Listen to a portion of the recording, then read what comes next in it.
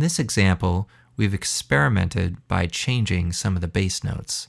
Essentially, we're using a pedal point on A. If you take a look at the bassoon and the low brass, we have A whole notes. They're still sustaining. And then the contrabass and cello still play quarter notes on the offbeats. And this creates a couple interesting effects. In the measures where the harmony is D major, the bass is on A, the fifth of the harmony, and it sounds somewhat unresolved.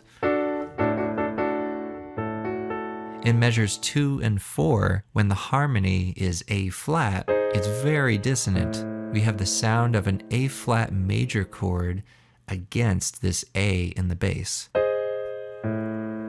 If we consider the chord tones of an A flat major chord, the fifth of the chord is E flat, and the distance between the A bass and the E flat is a tritone.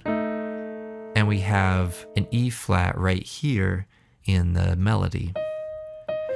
Just by changing the bass, we can add all this tension, which really amplifies the drama of the piece. As a recap, we started with our two-chord structure, which was built around a tritone.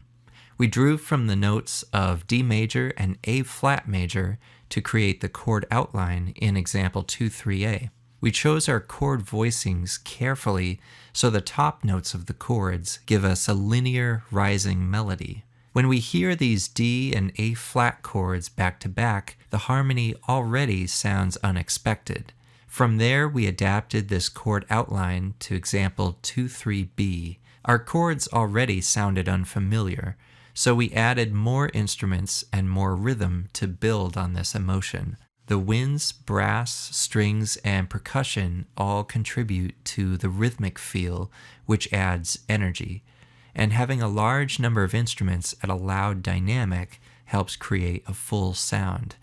In example 2-3C, we kept the same orchestration, but we experimented with a pedal point bass on A. This made our harmony sound unresolved, and at times very dissonant.